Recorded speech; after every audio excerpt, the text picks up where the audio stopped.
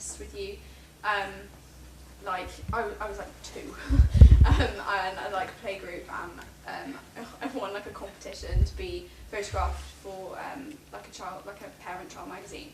And the photographer said to my mum, like, oh, she's like, basically she's really good at doing what she's told. Like, have you thought about doing child modelling? And I think that's a way like children get into it, because they, and then it turns into an advert, and then it turns into something else. So that's how I ended up doing it. But I suppose, obviously, as that's not really relevant to you guys, the main thing I would say is, from that, is that I did go through a lot of agencies before I got to one that I was happy with, even at like, by this point I was probably like 5, 6 years old, like before my mum was really like pleased with kind of the way that they did things. And like, we went to a couple, because originally it was just photography agencies, and then they said, well, we'll take her for acting as well, and all of this, and went to a couple, and they just weren't calling enough. They weren't giving you enough opportunities and stuff. And I think that's the thing, is that if you don't feel like you're getting what you want out of it, keep looking, because there's probably another way to do it, somebody else to do it through. Like, don't kind of just say, well, this is my lot and I'm going to take it. And never pay for an agency. Yes. Yeah, never pay for them, because they're probably trying to rip you off. Commission, so like, I think I'm 20%, something like that, 20% commission for everything that I earn. But that's fine. And then I think I pay per year. But initially to join, like, you kind of, if it seems really, really easy to get into, it's probably not a good thing, because like, even as a child, like, you have to go and you have to read for them, and they're like, we'll get back to you and we're going to discuss it, and then we'll make you an offer of being on our books and being on our website and stuff. And they do suggest that you pay to join Spotlight and all of that, but if they're asking you for, you know, a couple of £100 straight off the bat, then like, check what you're doing, because like, it could just be that that's how they do things, but normally they wouldn't. And they would, the first thing they would talk about is the commission, their percentage. But yeah, so make sure you find like something you're happy with. Obviously, if you haven't got that much choice, you kind of take what you can get. But once you're there, you know, always ring them and just remind them of your presence. Like, if you do have somebody that you could get work for, even if it's just a friend who's like, oh yeah, I'm sure I could get you extra work. Keep in contact, like, keep asking them, because you remind them of your existence, and suddenly there's a casting. Like, it's kind of, it happens that way. But I've been with my agency since I was like 5, so obviously that's really lucky. But I was off their books for about 3 years because I moved to America, and then I came back, and again, it is the reminding them of your presence going in, and often they have like photography sessions and stuff, and it is worth going and showing your face and ringing them and sending emails, because like, if you're persistent, they realise, they know that you care. So again, if you're applying to agencies, you're looking to getting into courses, or like trying to make a contact, just be really open, really friendly, like constantly trying to be like, oh, you know, how are you? And it's totally worth just ringing them to be like, oh yeah, I've just got some new pictures taken, I'm going to send them to you, do you know what I mean? Rather than just sending it by email, ring them, remind them that you're there, and all of that. But I kind of, for me, that was how it was. I just managed to get an agency when I was really, really young, and I just stayed with them. So I'm kind of not sure like what else to say from that, because I mean, that's not the only place I've got work actually. I do a lot of post-production sound, which is actually really fun. Like, you don't get your face on anything, but it's an absolute blast, and it pays really well. Is that voice recording? Yeah, so like, for instance, I've done some skins, so like, basically they film it all, and you know, you can see in a shot, like, you see people in the background just chatting away. The original film, you won't pick them up because there's no microphones back there. So they need to get people to have that imaginary conversation. So I'm in lots of stuff just having a little conversation in the background that you don't really hear.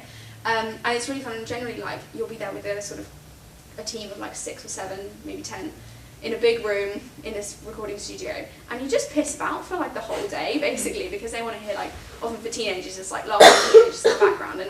And like, you should definitely have Google to see if there are any places that are looking for voice artists, particularly if you've got an accent, like a regional accent, because you might be into, I can do a very good American accent, which is really handy, because if they're doing any American shows in London and they need an American teenager, then I've got quite a good chance. So if you see what I mean, if you are part of a small demographic, it helps you.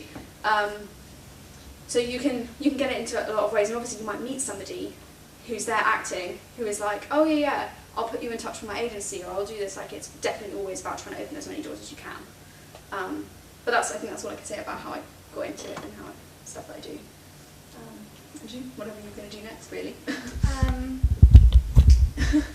So, I guess acquiring an agent is the vital way, and if you haven't been to drama school, then it's hard. Yes. And the way we've broken through it and got an agent is kind of not a typical route for either of us. So I say if it's like we're this age, I guess drama school. Yeah, drama school and persistence, and also if you know anybody who's doing student film, because often student films really need actors, and they don't pay. So often you'll get people coming out of drama school who will do them, but sometimes they're like, well, I kind of want to get paid because I'm trained now. Whereas if you show up and you're like, yeah, I'll do a weekend's filming for free, they might buy your food or something, or reimburse you for your train tickets. But even if it puts you out of pocket like £25, if you did a bunch of student films, it's a lot better than handing in your CV going, oh, I really like drama. Like, you've got something to go, look, I did this and this, and here's a reel from it. Like, you can send them files, you can send them voice recordings, anything you like. So definitely try and look for student film. The Northern Film School are often looking for actors, so it might be worth sending your CVs into them. Definitely, they're always looking for people to be in their films and stuff. So that is probably the easiest way to get actually making a film, like even if it's only a 10-minute one. And yeah, other than that, it's just persistence and getting good headshots. Yeah. Which is obviously difficult because unless you've got a photographer friend that really needs to practice, they're quite expensive a lot of the time. Yeah. But kind of a good set of headshots, and like a good cover letter and something, and anything that you have that is really unique to you. Like, basically, don't be afraid to be like, this makes me special. Like, ordinarily you wouldn't want to seem like arrogant about it, but try push that one. Like, if you think there is something that makes you really unique, just push it. And what are the key things that you would say make you special? Like, you said accents are useful. Yeah, if you do have a regional accent, or you've got like an ability to do multiple. For instance, if you could play the piano really, really well, like something like that. Yeah, skills like horse riding or skiing or something unusual. Because like casting directors, obviously they could see thousands of people for the same role if they wanted to, but they might ring up an agency and go like, we really, really need a blonde girl who can horse ride. If that's you, that's great. Because you could be the only person in your agency that happens to be the right height and can horse ride. Like, if you can ski and it's a film about skiing, you're quite well in there. Do you know what I mean? Like, if you do have those skills, however strange they might seem, put them down. I think that's kind of, yeah. I don't know if there are questions. Yeah. I actually had a question about, not so much about drama school, but I live in London and I see these courses advertised all the time for things like acting for film, acting for theatre, stage performances, an awful lot of them. And I'm not an actor, but I know people who do that. And they say that the quality of the courses can vary quite considerably, but they're always very expensive, these courses, even if they're just 2 days or a week or whatever. And yet you always hear about people that have got no training, like you were saying earlier. But I mean, someone like Jennifer Lawrence, who's in the Hunger Games, she's proudly said, I have no acting experience at all, apart from what I've done in film. I've never had a single drama class, never had an acting coach. I just work on instinct. And she's, one of the reasons in Hollywood, and she's only 21 or whatever. So just wondering, how do you feel about those sort of things you can do around it, like workshops and smaller classes and that sort of thing, if people haven't been to drama school but want to build up their skills? Or I mean, should I say what I think when you say? Like, personally, I think it depends. Like, for instance, I would say my weakness is improvisation. I'm not very good, like big kind of theatre, comedy improvisation, that is where I fall down. So I would definitely, personally, I would consider, if I think there's a really good improv course by a name that you can Google and have things pop up and go, well, they've written these books and they've been really popular, they've been on television, all of this. It might be worth it if you think it's a particular weakness that you really want to work on, because then you can say, I went to do this because I recognised there was a problem. But I think just as a way to be like, oh, I want to be an actor but I don't know what to do, it's probably not the best thing to waste your money on lots and lots of courses, because the only other people you meet on the course are people like you who are trying to break in. I would say it's probably more beneficial to do specific ones that you know that are a problem, and obviously they're expensive, so and then I said the student film, it's probably more about, it's so terrible, but it's a lot of luck and opening the right doors kind of thing. But yeah, like I said, I would say if you think there's a specific one that is right for you. But yeah, I would agree. A course that targets your weakness. Yeah. Okay.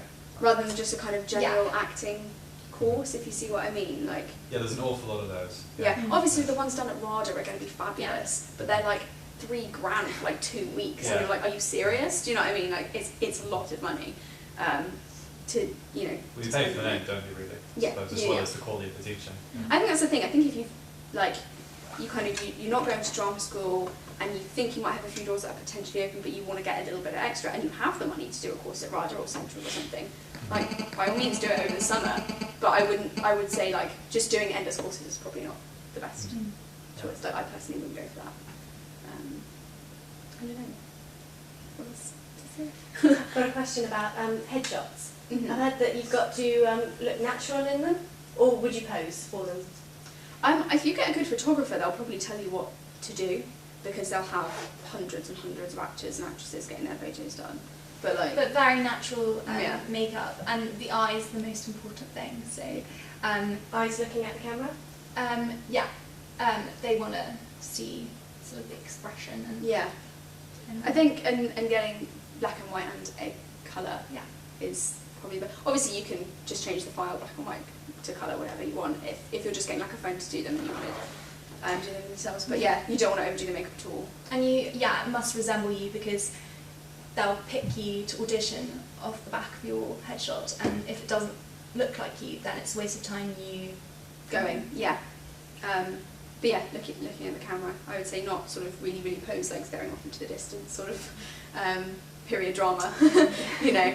But yeah, looking at the camera quite natural, not too like super smiley or anything, but like kind of, I guess the best likeness of you is what you really want to give them. And if you dramatically change your look, then your headshot has to change. reflect that. Yeah. So you'd have to, with a new haircut, you get a new set of headshots. Yeah, I mean, it's like, for instance, if I went to get a trim, I wouldn't bother. But if I was going to give myself a full fringe, I'd probably need to send them a new picture, because it would surprise them a little bit.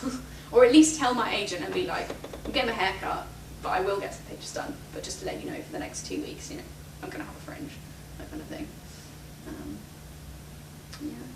Can you tell us a bit more about the difference between theatre acting and film acting? Like, you guys are both in a lot of theatre, Trojan Women, Antigone, and all the stuff in the past that I'm afraid I don't know about because I'm really a fresher.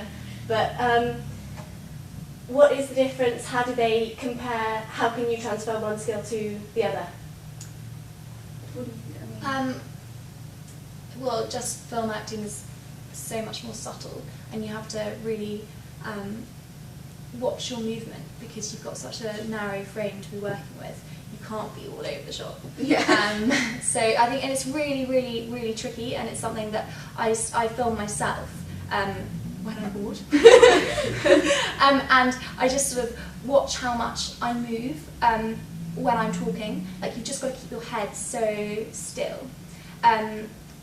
Is it a conscious effort to do that? Yeah, I'm really still learning how to. I think especially when you do both, Yeah, going from one back to the other is transition's just so like hard. you don't even realise how much you've changed. So like last year I was here doing theatre and stuff, and then I went home and I did an audition, and the woman was like, "Have you been doing theatre recently?" And I was like, "Yeah." And she was like, "You're moving, just stop moving. Like literally just stand still, don't do anything." Whereas you go into like an audition for a play here and you're like, "I need to move. I need to make sure that I move around and use the space." And they don't want you to use the space. Because the camera just picks up on every single movement. Just everything has to be so much more toned down. But I think it's useful to film yourself reading a passage from a novel or something, or a bit of dialogue, and just watch how much your head is constantly moving. I think so. And I think it's the way in theatre, even the most natural acting is over-exaggerated compared to film acting. Because film acting, it would be like having a conversation, you know, because it's that close and it's picking up that much, and you can whisper and you can do things that you can't do in theatre. Whereas, like, in theatre, natural is big compared to film, if you see what I mean. I see, so movement is the key thing. How about vocals?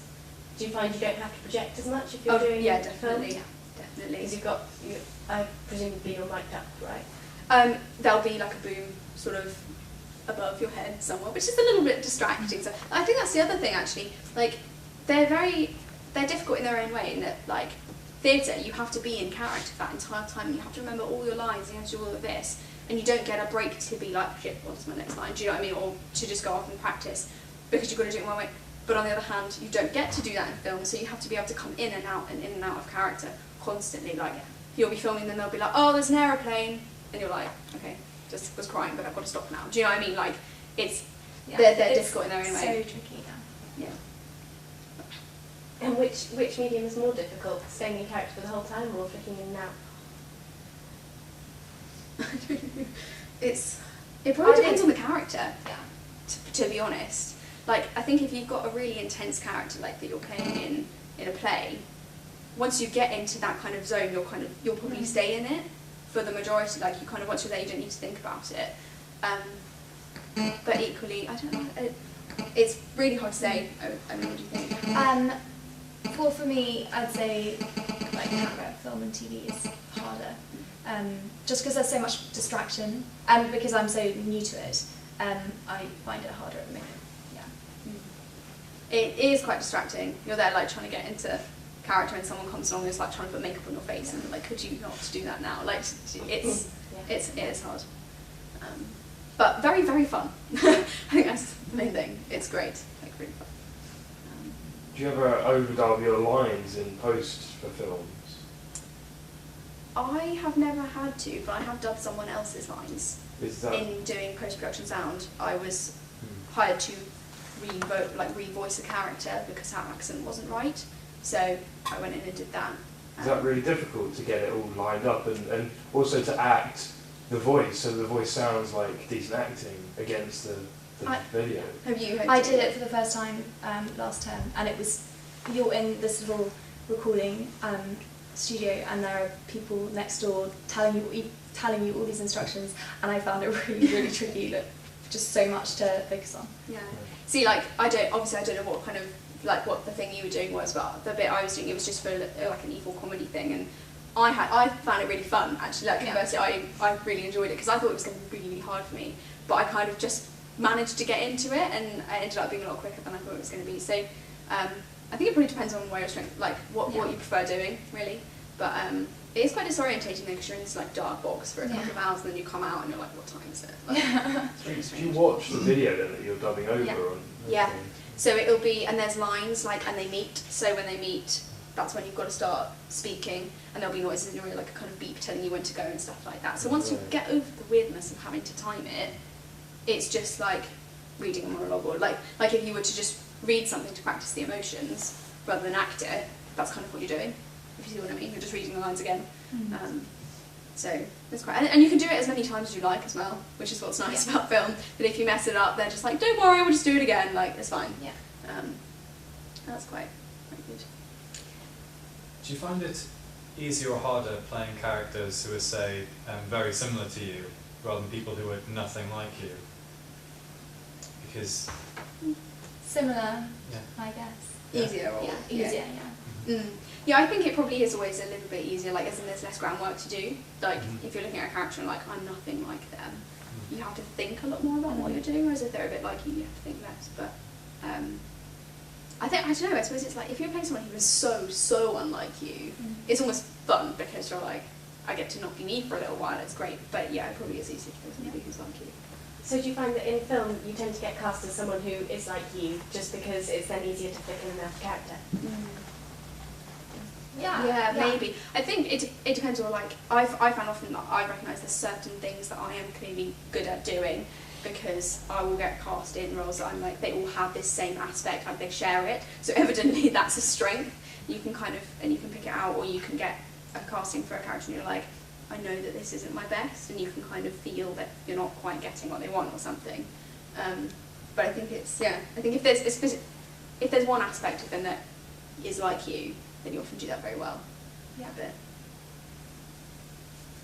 Yeah, you know what your niche is. And can you play off that niche? Can you like command a niche in film? Or will you have to be more flexible, do you think, to be more successful? being flexible is always good. Yeah. Like, I think kind of if you can play multiple characters really, really well, then there's nothing like that's wonderful. But I guess it is. I would say it's comforting to know. Like if you get a character and you read it and you go, I can do this. That's nice because you know that you're going to walk in and at least give a very, very good go at it.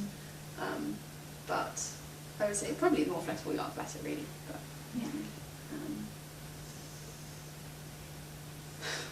How involved in the film in general do you tend to be if you're just acting in it? Like, would you know the whole plot? Would you get to meet the directors, the people at the top, or would you just kind of come in, do your character, go again? It really depends how long you're working on a project for. Because if you're just in for a day, it's all a blur and you're just whisked in and out. But if you're on it for...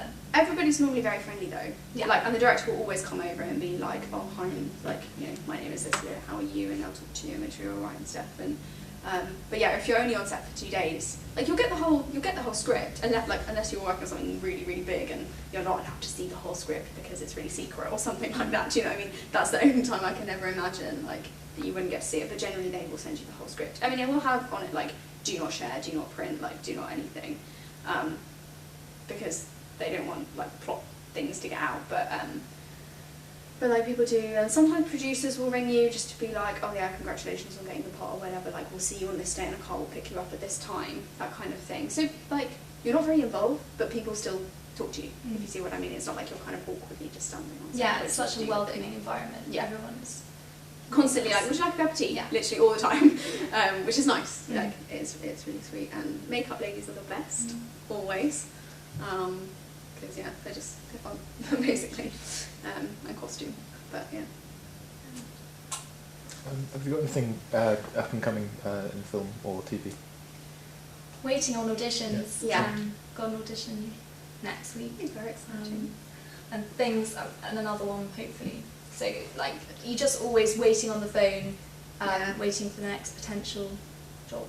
Yeah, same, like just kind of waiting on, like there was, I had an audition last term and it was like literally the day before I was coming home and I had a summative and I was like, that's the problem with being at university as well. They'll call you and you're like, I have an exam that day, like I can't go. And there's nothing that they can, and the casting agent's not going to care because there's probably like 20 other people that they could see instead of you. So unless they were really dead set on seeing you, it's kind of like if you can make it, if you can't. But no, otherwise it's just kind of waiting for the phone to ring. Have you ever had to rearrange anything from university because of filming commitments? I did. I went home for a couple of days once, and it was just like I missed a lab or something. But you just send them an email and say they look busy, or like I'm ill, sorry. But like I would, like if I got a really important audition or a really important role or something, then I would definitely call college and be like, "This is happening. Can you help me out?" You know. And it would definitely, if I got like a substantial part in something, I would really have to consider whether I would stay on at uni. But that's such a far off thing. It's like a bridge you'd cross when you come to it. Yeah, it's not something that I need to worry about now. It'd be great if we did have to worry about it, but no. If you weren't happy with, say you were working full time and you weren't happy with your agent, didn't feel that they were making enough opportunities for you or calling you enough, would you just keep on at them or would you change? Depends how good your agent is, because if you're with an agent who's like held in really high esteem, but you're not getting that much work, you kind of need to weigh up being with a lesser agent, but being sent for like jobs that are of a less high quality. Like for instance, if you might move on an agency who wouldn't send you for adverts because they don't, but everything you do get sent for is really high quality, really good work. But if you're like, I'd rather do more, I don't care what I'm doing, then yeah. At the moment, like I'm thinking about changing my agency, but being at university is very hard because a lot of agents are kind of like, we don't really want to take you because you're only around 6 months of the year. So after university, I'm going to consider it because I think my agency are very, very good for kids, but they become slightly less good for people between the ages of like 20 and 40. So I would consider it, but like it's something you want to do carefully because you don't want to lose them and then have nobody to go to. You see what I mean? Are you going through a sort of transition stage as an actor? What do you mean? I mean, from a child actor to a more adult actor. Yeah, I would say because I lived in America from when I was like 9 to 13, and so I didn't get anything there because I lived in like Texas, so there's not really any acting in Texas. But I would say I probably got over that transition now, being like nearly 20. But I would say because as a child, literally, like, all you have to do is do what you're told. Like, obviously, there's a little bit of talent involved. I mean, there's an 8-year-old been nominated for an Oscar, and I was like, really? Do you know what I mean? Like, I kind of think, like, she might be fabulous, haven't seen a film, might be amazing, but I think as a child you think a lot. You're not thinking about your role as much as you would as an adult, obviously, because you don't have that ability to think about it in that way. So it is more, yeah, you've probably got an innate talent right there, but it is more just doing what you're told. And then coming back to England at like 13, 14, it was something like, no, I actually have to think about what I'm doing. Like, it's not just easy anymore. You don't just do what you're told and smile. Like, it's, yeah, I did have to go through that, but I think I'm past it at this point. And it's not something I've had to deal with, because I feel like, yeah, I'm getting all my jobs now when I'm 19, so. Have you had the opportunity to travel a lot with the acting, or has it mainly been just Britain-based? For me, just Britain. I've travelled to Italy. I was in Rome for like a month, which was really, really cool. Also in the middle of my A-levels, so that wasn't handy, but I still did okay. So yeah, so sometimes you get to travel. I mean, sometimes like you've got a 3-hour car journey to some house in the middle of nowhere, and you just turn up and you do your thing, and then you go home again, and you're like, right. So that's not particularly glamorous, but sometimes they will. Like for instance, if they are making a film in Europe, but they need English actors, they will cast in Britain or in America, and then they'll fly you. And like adverts, like I went for an advert that was filming in South Africa. I don't know why, they were only doing it in a studio, they weren't doing it outside, but they were filming in South Africa, and they would fly you to South Africa for the week and then fly you home again. So sometimes you do get to travel, which is quite cool. Speaking of studio filming, what's it like filming in a studio? Is it distracting that you haven't like got a naturalistic set, a full set around you? There are like it's bits really, of wood yeah. sticking out. It is very overwhelming. strange. Like, yeah. I mean, the Harry Potter set was like out of this world. You saw sets that you recognise from the book, and like the Room of the Requirement, like chairs, like nailed together up to the ceiling. Like, it was amazing. And then if you're doing things against green screen, that's really quite difficult, because you've got nothing to work with, and then it's all CGI imposed on the scene. But it's exciting. I mean, that was quite glamorous. Quite cool. I think what is like in film, if you're in a studio and you kind of walk into this big like soundstage, and then you go on to set, suddenly you're in a living room, and it's very odd. It is strange, but it's also quite relaxed because all the crew are there. And like I had to do something where I was in a tree house, and they actually had a tree house, but like the location scout who found a farm with a tree house, and we were filming there. But they had to like take sections of the roof out, and you've got like the sound guy like chilling on top of the roof, just like looking down at you. You're just sitting there, you're like, hey, like it's odd, but everyone's just like, how's your day? Like, do you know what I mean? Like, it's kind of, it is weird, but it's so welcoming that it's not a problem, if you get what I mean. So you just take it in stride. Yeah, you do. At first it might be a little bit weird, but they give you time to kind of get used to it, especially if you've never been in a studio before. I think they'll be, yeah, they're quite good. Yeah. If you want to put yourself forward for jobs rather than just relying on your agent, would you say that Spotlight is still the main focus? Or, because I've heard there's other websites that are getting to sort of a level like Spotlight, who have as many jobs as they do. There are so many there are so many that exist. You just need to be careful which ones are reputable and will actually get you work. Yeah. And the quality of work that they can produce really, really varies. There's one called Star Now that a lot of people seem to use. I signed up to that, and they email me constantly, and I just need to unsubscribe because it was rubbish. And they were also coming through with emails saying, like, 250 new jobs for you. I'm like, don't really think I need. Yeah, like I've signed up to a couple. Like, there are a couple that are probably quite good, but again, I would risk spending a lot of money, because obviously Spotlight is quite expensive to join, but it is the one to go for. And like, because they used to do a massive book every year, like a huge, and now it's just on the disc, and they send it out to all the casting agents that subscribe to them. So yes, Spotlight is the best one to go for.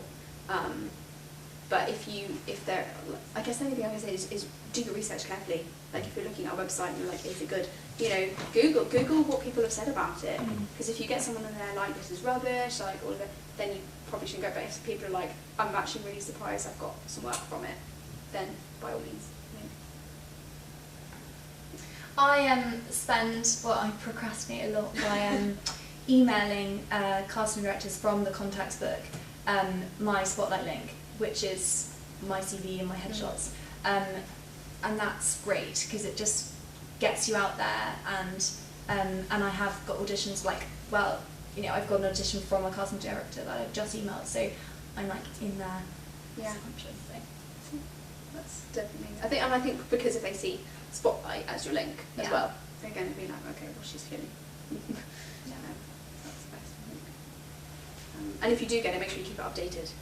So, like, if you start a language course, put it on there. Like, kind of make sure that you're changing it and stuff, because they might come. Or if you change your hair colour, because obviously they have a search filter. So if you change something and suddenly you become in that filter, then you'll pop up in when you've previously not before. So, yeah. Any more questions? No? Cool. So to wrap up, you'd say get some headshots. Yes. Go to show reel. Yeah. If you if they will give you a scene from something that you've been in. Like if you do a student film, that's quite a good. You can say to them, "I'll do this for you if you give me a show, like if you give me a reel, and try and wangle free lunch and stuff." But you know what I mean. If you can get a reel, then you should definitely use it, or even a recording of yourself reading so they can hear your voice, something like. So I can do English and American, so I read Harry Potter and To Kill a Mockingbird. So just to give an example. But yeah, sorry, Karen. Cool. So headshots, some sort of example of work you've done. Mm-hmm. Spotlight, an agent, and pester people. Yes. Yeah. Pester without being irritating, but being like people that do that. Yes. I would say. What do you think? Yeah. Yeah. Does that sum it up? Sorry, I do have one more question. How often do you contact your agents now that you're at Watford University? Or I pester him a lot. Yeah. If I'm like unsatisfied with how many auditions he's getting me. Once a week? No, that would be excessive. Yeah, whenever I feel I'm being ignored, I think you've just got to be really out there. Yeah, I think so. Like it is worth dropping them an email. Like they'll send me emails occasionally, and that's quite a good site. So like I'll get like pay slips from stuff I've done a while ago when they've just like sold it on, and it kind of reminds you, and you go, I'll ring them just to be, and they kind of know, just when you're like, oh hi, how are you? They know that you're ringing to be like, could you give me some work, please? Without you having to say it sometimes. Yeah. But yeah, so not too often because I'll just get irritated with you, but like every few weeks. Yeah. A few weeks. Don't know if I'm allowed to ask this, but what's the pay like per job? Adverts pay really well. Yeah, but it really depends on what you do. But generally, really well. Like compared to other jobs, very well. Like I think that the sound thing where I revoiced one character, I got like £250 for half an hour's work. Yeah.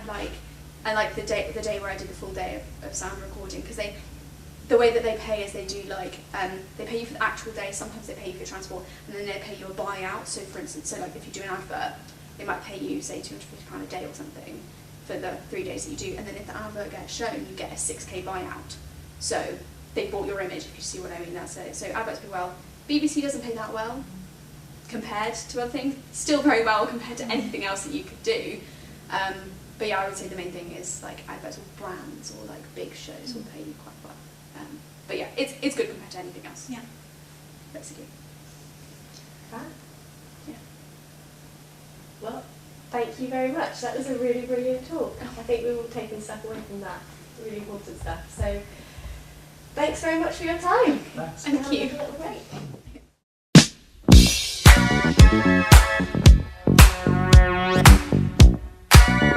break.